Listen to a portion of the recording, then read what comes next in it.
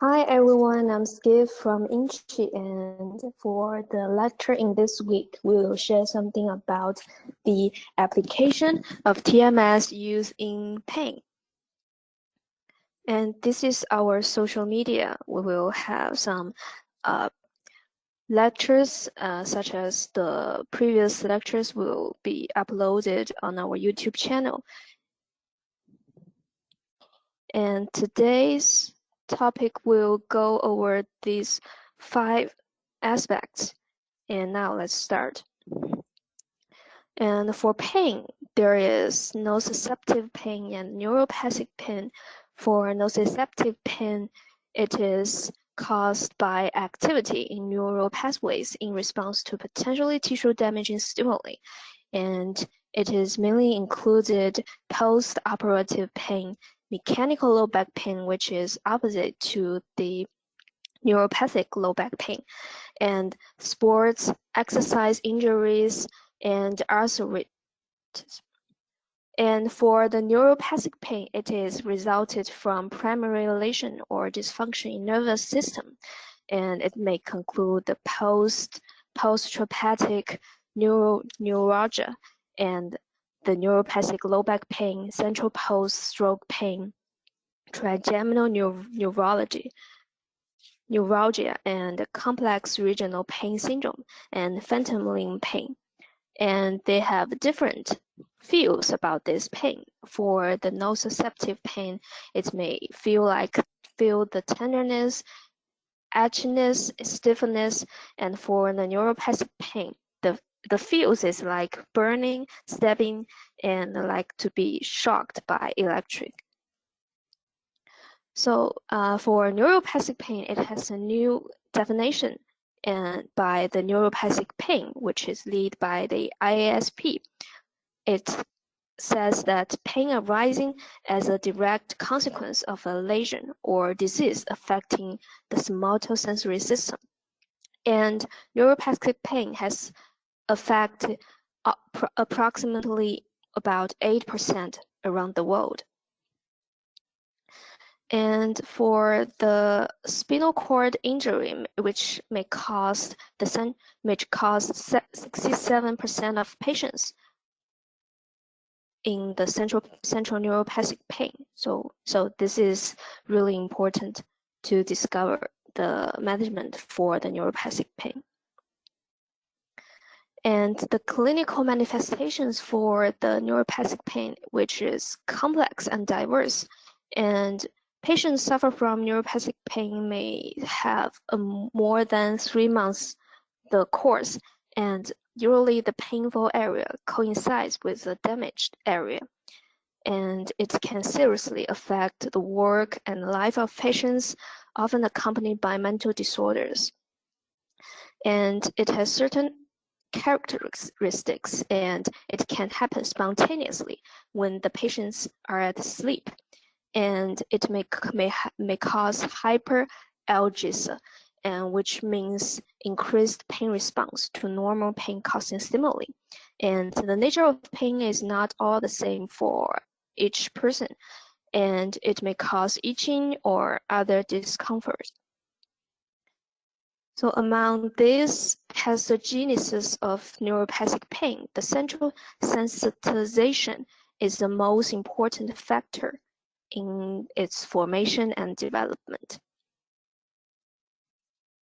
So it has the peripheral and central sensitization, and which for the peripheral sensitization, which causes increased responsiveness and reduced threshold of nociceptive neurons in the periphery. And for the central sensitization, it is resulted from an increased responsiveness of nociceptor in the central nervous system, which may cause hypersensitivity to stimuli and responsiveness to non-noxious stimuli. And it may also have an expanded receptive field. So neuropathic pain has affected the quality of life of patients, and especially for some elder patients, they may suffer from sleep disorder, and they may lose weight to an extent and really cause many pain on those patients, both physically and mentally. So the management is really important. So for the management of the neuropathic pain, the assessment is quite essential, and we may have some screening tools such as ID pain, DM4, and LENS. So this DM4 is first used and developed in French. And we also have those scales to determine the degree and nature of the pain, because to determine the pain is relatively complex. And since the neuropathic pain may affect the quality of life and may cause some symptoms like depression and anxiety, we also have such scales concerning these changes in those patients. So how to define a good pain management? First, it needs to effectively relieve pain and symptoms, promote nerve repair, restore body function, reduce its recurrence rate, thus to achieve a better quality of life for those patients. And the treatment principles should be used. Sometimes it may use comprehensive therapy to achieve the best results. And current therapies used a lot is neuromodulation, especially for non-invasive brain stimulation such as TMS, medication, and minimally invasive therapy. And for medication, it really has many recommendations concerning different symptoms, and it may have possible effects on relieving pain and improve patients' sleep. But drugs do have their side effects, and less than half of patients has no response to the drug, and a lesser patient has little effect on the pain reduction. And sometimes we may use the minimally invasive therapy, such as intrathecal drug delivery, which compromises an IT cashier connected to drug reservoir, and it may installed, externalized, and connected to a pump, or fully implanted. And the drug used a lot in this therapy is morphine, and it is worked through affecting the corresponding sites in the spinal cord or central nervous system to block the transition of pain signals to the central nervous system. And the earliest electrical stimulation is used in 46 AD by a Roman physician to use this electric ray to relieve headaches. And for now, this has developed an important theory, which is the gate control theory. So we know that we have different types of fiber to conduct the information and to conduct the stimulus. And it is we have larger fibers and smaller diameter fibers, and they have different speed, conduction speed, and for a larger diameter fibers, they may concerning the transition of the skeletal muscle, skin, and for the smaller fibers, they may concerning the pain, temperature, and itch. So this is the gate control theory, which is developed by these two physicians in 1964 for pain control. And the study found that there is a specific inhibitory circuit in the posterior horn of the spinal cord, which acts like a gate, controlling the transmission of tactile information to the pain pathways. And the gate can be controlled. The gate controlling the level of noxious input via smaller diameter fiber, which has a lower conduction speed. And this gate can also be modulated by other sensory larger fiber neurons, which has a high conduction speed and higher central nervous system input. So here developed some neuromodulation technology such as the peripheral non-invasive stimulation, which may include the transcutaneous point electric stimulation and the nerve stimulation. They stimulate different fibers to reduce the transmission of the pain information, and different nerves may relate it to pain transmission. And for the spinal cord electrical stimulation, it stimulates the conduction bundles of the posterior column of the spinal cord and sensory neurons in the posterior horn through electrical current, which is based on the gate control theory. And for the motor cortex electrical stimulation, which is used on patients with neuropathic pain syndromes, and those patients may be unresponsive to medical treatment. And for now, after recognizing the electrically stimulating the motor cortex could relieve chronic pain, sparked the development of non-invasive technologies.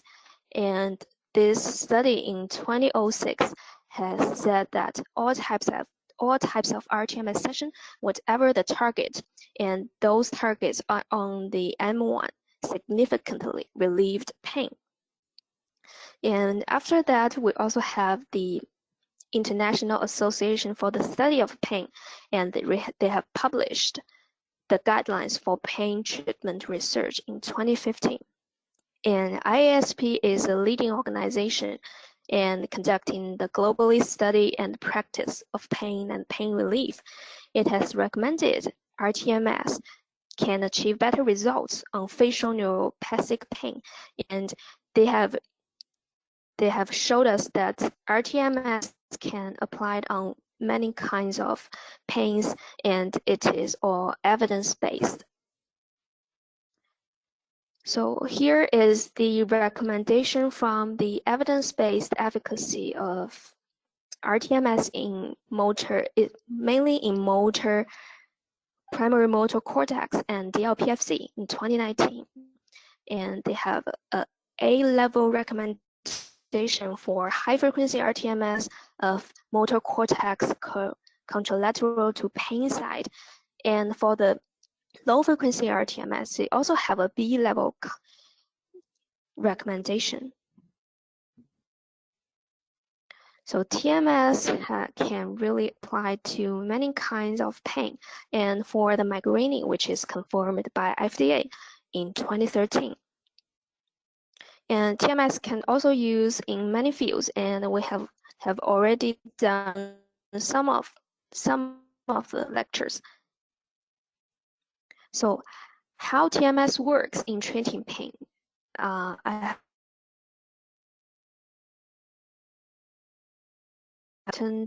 parts of how TMS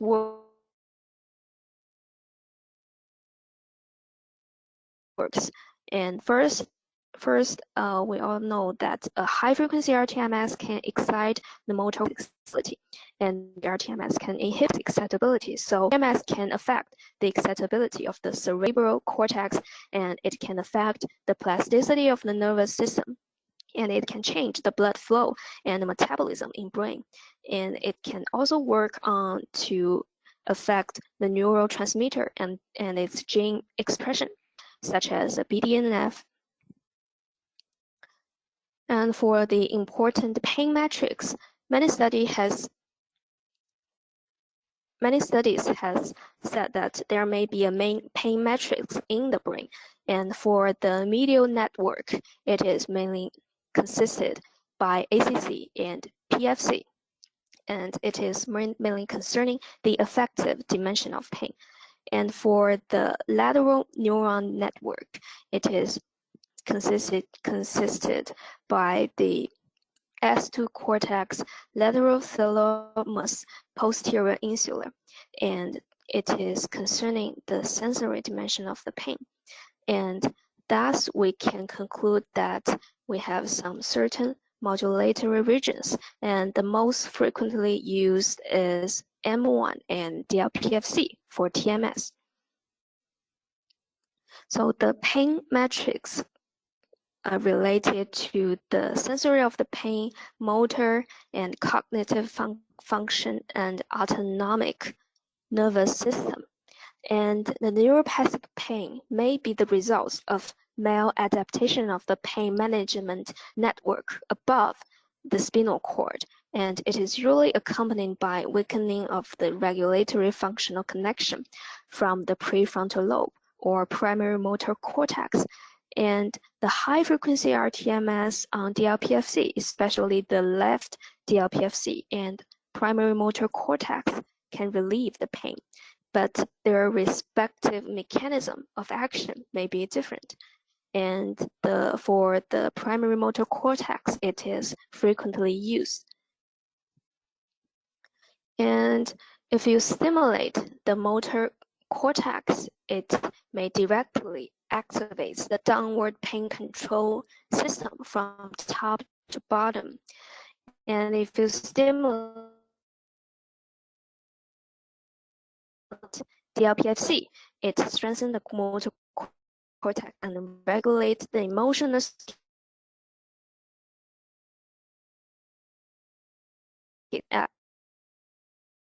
if work.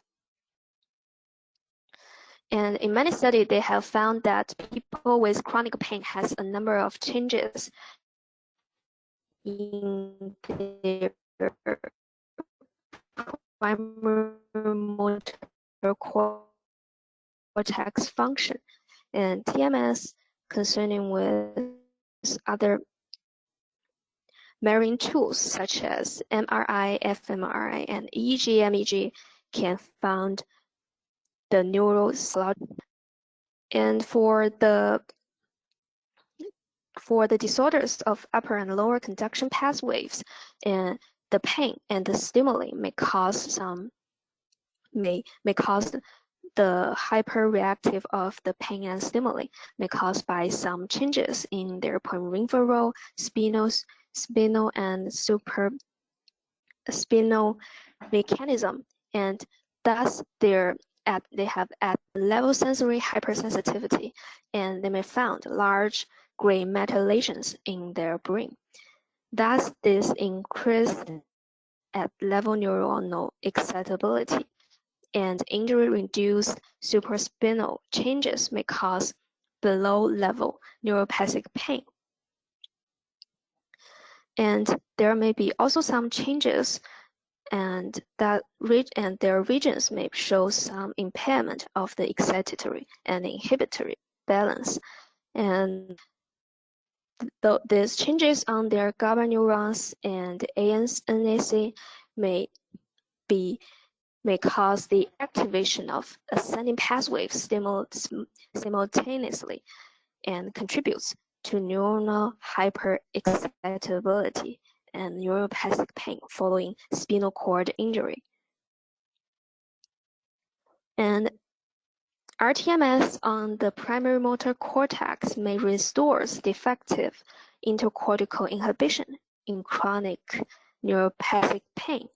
And they have found in this study that the ICI was reduced only for the motor cortex corresponding to the painful hand. And after 10 Hz, which is a high-frequency RTMS, the ICI increased, and it is mainly related to pain relief in the motor cortex corresponding to the painful hand. Thus, they conclude that the chronic neuropathic pain may be associated with motor cortex disinhibition.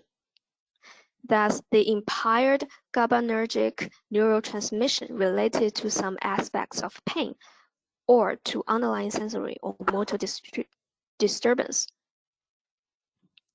And for the analgesic effects produced by M1 stimulation could result from its restoration of the defective ICI processes. And RTMS can also work on to affect some neurotransmitters such as BDNF, which is the brain-derived neurotrophic factor. And in this study, they have found that the central sensitization is a form of maladaptive of neuroplasticity in underlying underlying many chronic pain disorders.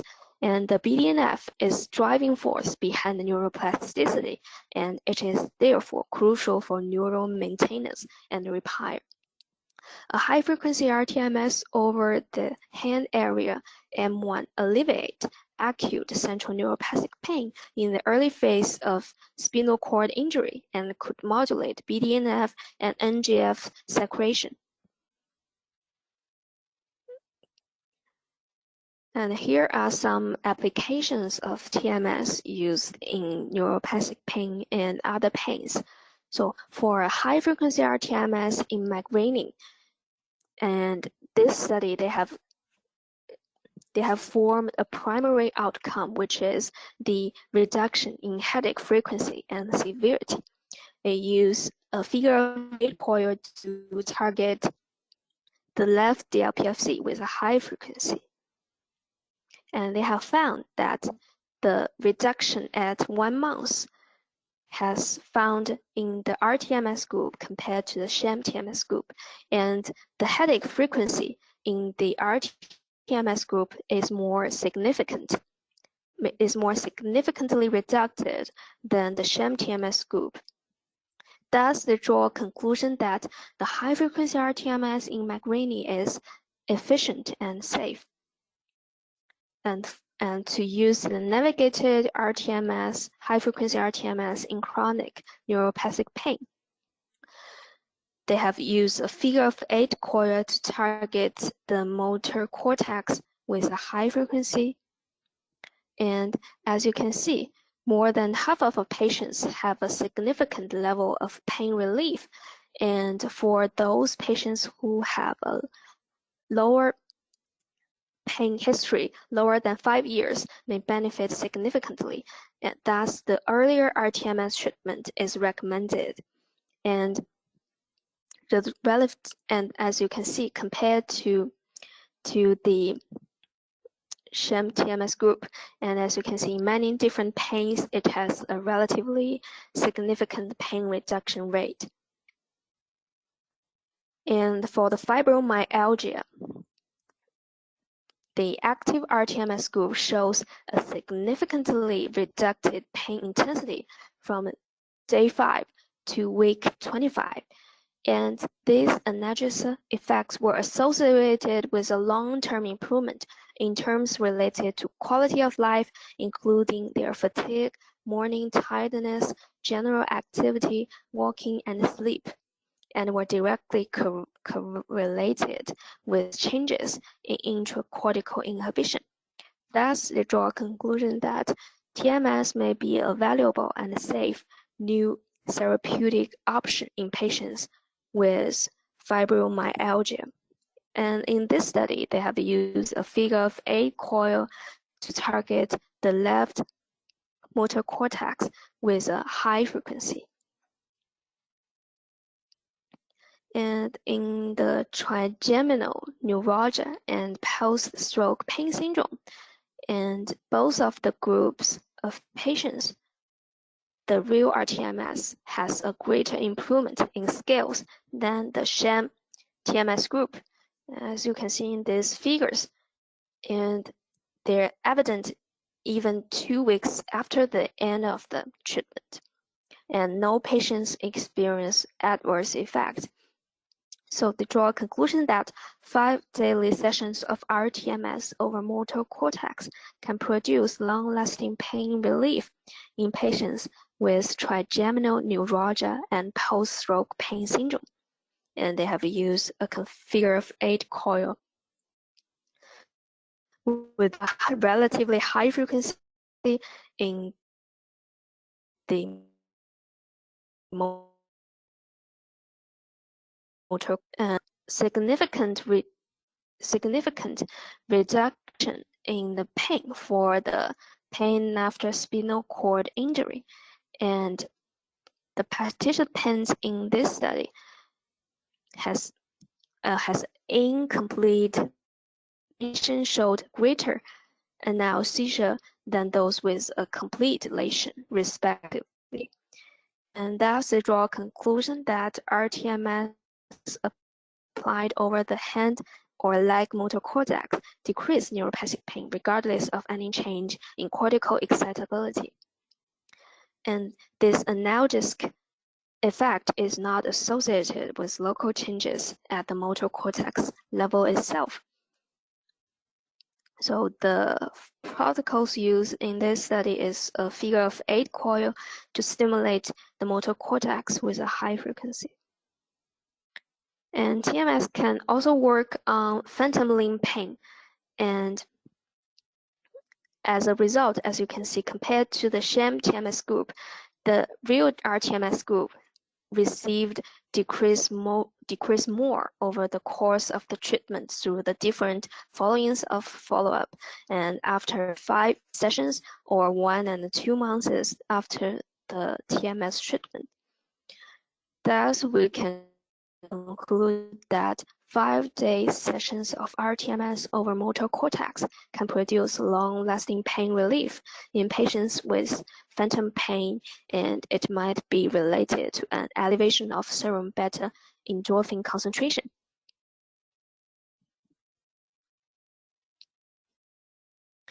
And here are 10 patients with complex regional pain syndrome, and 7 of them reported reduced pain intensity, and they have showed pain relief in 30 seconds after stimulation, whereas the maximum effect was found 15 minutes later.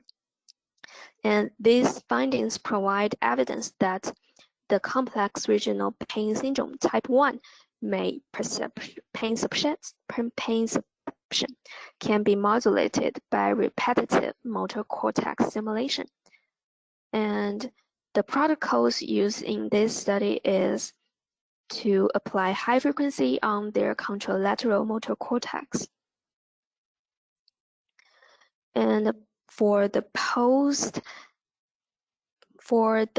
post-centropathic neurology,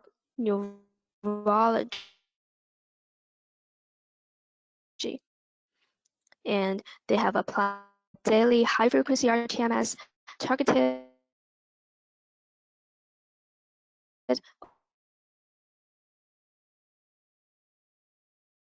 over their painful region.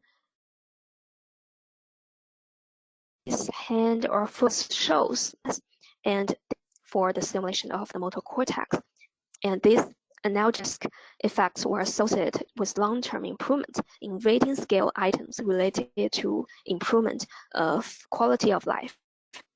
And use a figure-of-8 coil with high frequency over the motor cortex.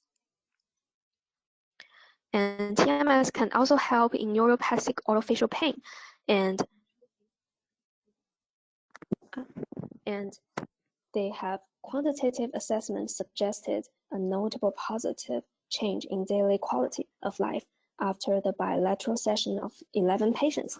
And they have used the figure-of-8 coil with high frequency to stimulate the bilateral DLPFC. And RTMS can also increase the corticospinal inhibition and the BDNF in chronic myophysical pain syndrome.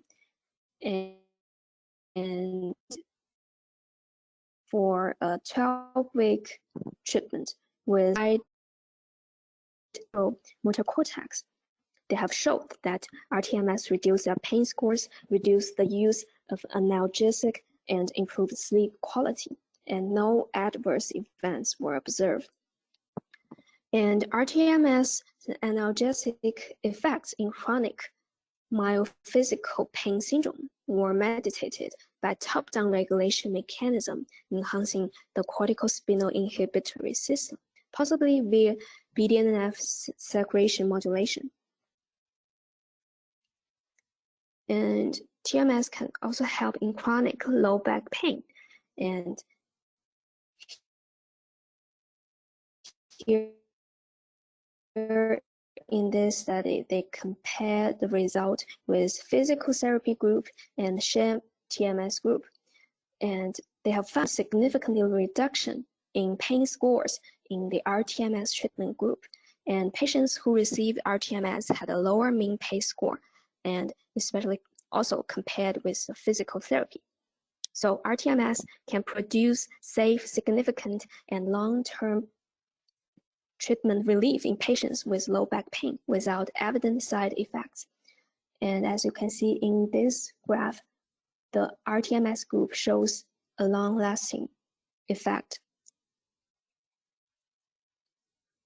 And for the somatoform pain disorders, which may including the somatoform pain disorders, and it is among the most common psychiatric disorders and are frequently combined with depressive disorders. And they are generally refractory and lead to significant dysfunction. And in this study, all the 5 patients reported significant improvement in pain relief and activities of daily living. And a high-frequency repetitive TMS delivered at the left DLPFC may be useful in somatoform pain disorders. And here they use a figure of 8 coil with a high frequency over their left DLPFC. So the evidence-based therapeutic guidelines for rTMS has a level of A recommendation especially for the use of high-frequency rTMS over the motor cortex. And they highlighted that higher evidence of efficacy is present in the areas of pain. And we can also apply the high-frequency rTMS over the left DLPFC.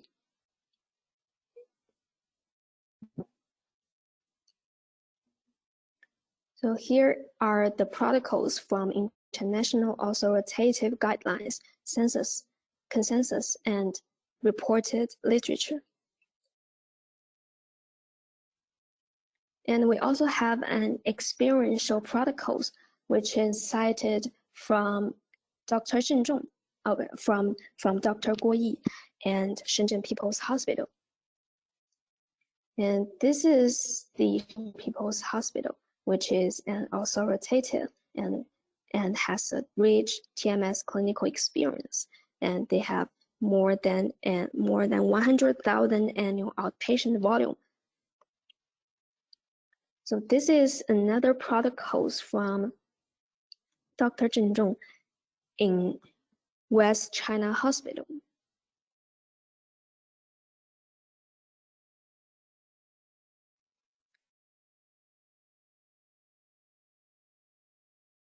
And they have more than a decade years of it, more than the use in pain. First, you need to have a strong cooling system, because when you are using the machine, the electricity and the high magnetic field will cause overheating problems. And for YINGCHI TMS cooling system, we're the only TMS manufacturer with both air cooling and liquid cooling technologies, and the air-cooled and liquid-cooled system are optional. And this super efficient cooling system enables daily intensive treatment with a large patient flow, and it has a modern design with ergonomics, and we have our unique user-friendly quick steam software, which is easily for the doctors to analyze, to create and export the treatment protocols and the patient's history. And our stimulator has an embedded software which has 5 predefined treatment protocol buttons. You can choose one of the treatment easily and efficient. And we also have pre-stored patient's information, so it is really convenient to use. And also, YINGCHI will provide quick after-sale service and efficient training for the customers. And those double coils are used a lot in the treatment of pain. And for a flat figure of 8 coil, it is well focused, and it is also the conventional coil is used for depression treatment. And for an angulated and double cone coil, it can achieve focused, deeper stimulation. And it also has ergonomic shape design, which can contact the patient's brain well.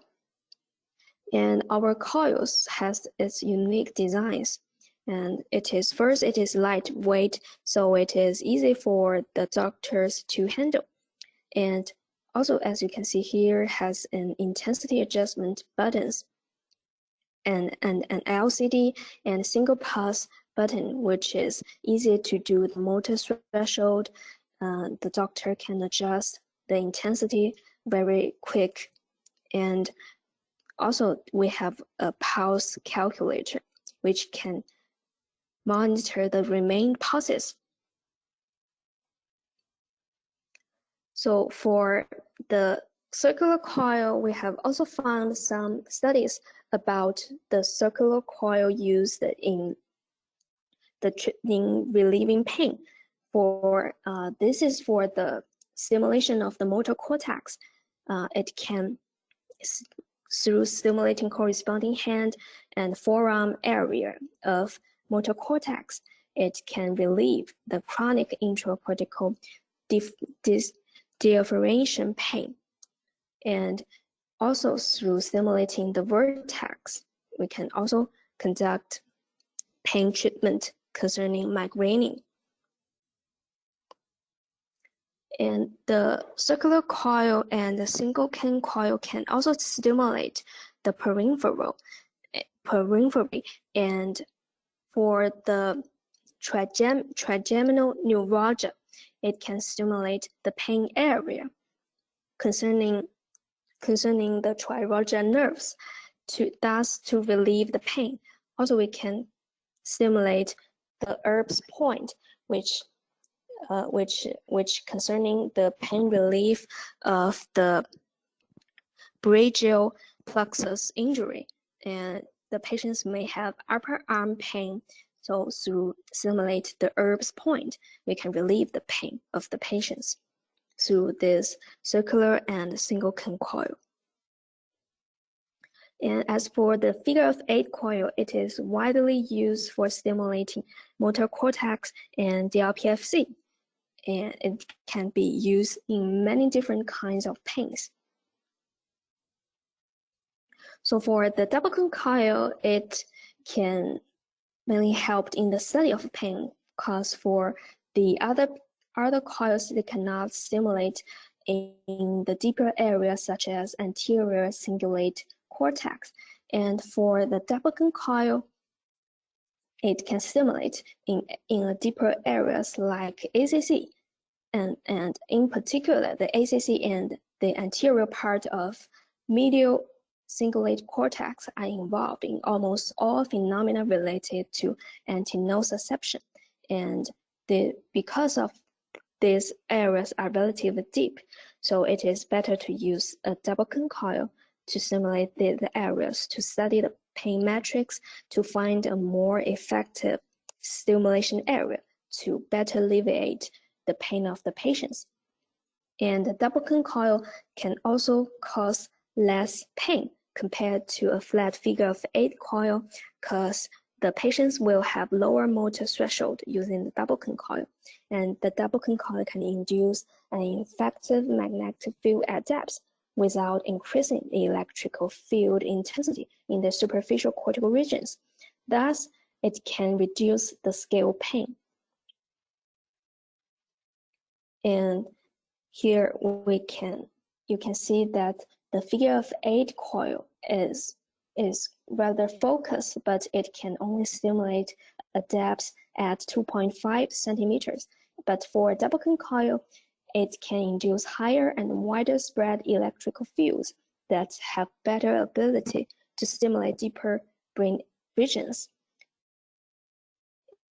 and thus to a depth of 4 centimeters. And a double cone coil also has a better design, because not only achieve deeper stimulation, but it can also help the patients hurt less. We have mentioned before. It can release the scale pain, and it has less noise, it is lightweight, and its shape can better contact to the patient's brain. And for the deeper stimulation may help the patients to benefit earlier. And these are some customers' feedback about YINGCHI double coil.